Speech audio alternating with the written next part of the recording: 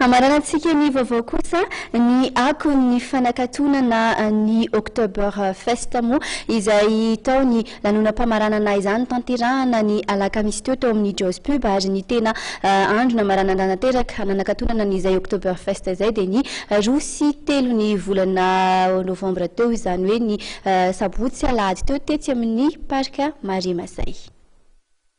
Ny Jos Pub eny Ambohipo nandray ny lanonana faraparany mialohan'ny fanakatonana ny fankalazana ny volana Oktoberfest. Nampiaingona manokana ny toerana nandraisana izany lanonana karakarain'ny Brasserie Tarzany ny alakamisy alina teo. Teo ihany koa ireo hôtesy tsara tarehy izay nitsinjo manokana ireo mpitsidika ny toerana. Ankoatra ny fanentanana maro samihafa, mazava ho azy fa nanamarika ty alim-pilanonana ity ny salegy ny arahana tamin'ny tarika Jojoby.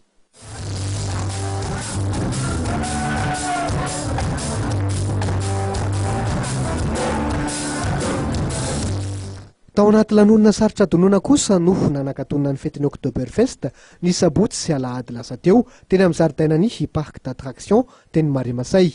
Tsy niambahamba tokoa ny Brasserie Star mpikarakara ny hetsika izay eo amboan'ny fiahin'ny maso ivo Allemana teo amin'ny fanomezana fafapo ireo mpakafy. Oktoberfest telo zany araka ny fahitantsika anazy zao tokoa ny aty tena niova izy tsy ohatran'ny isa-taona niova zandrina ao ny ray isa-taona izy nianaka tamin'ny artiste maro be tamin'ity zany dia niova tanteraka satria nanakaiky ny olona kokoa zany zay zany hoe tsy tonga ny olona ilanonana dia vola beraka amin'ny artiste tonga ny olona hiaraka izaran'ilay solika raha antsika ao anatina latabatra ray moa zany natonga le izy natao terrasse géante zany tamin'ity fotoana ity araka ny hitanareo zao terrasse géante le izy zany hoe misy latabatra chaise be dia be ao izay ahafahantsika ray mipetraka amin'ny sotro mihinana miaraka amin'ny namana miaraka amin'ny fianakaviana miaraka amin'ny resakaiza moa zany. Tsy mitsahatra hatreo ny ambiansa sy ny fiarahantsika fa mbola hitohy ireo lanonana maro samihafa hatramin'ny hifaran'ny taona.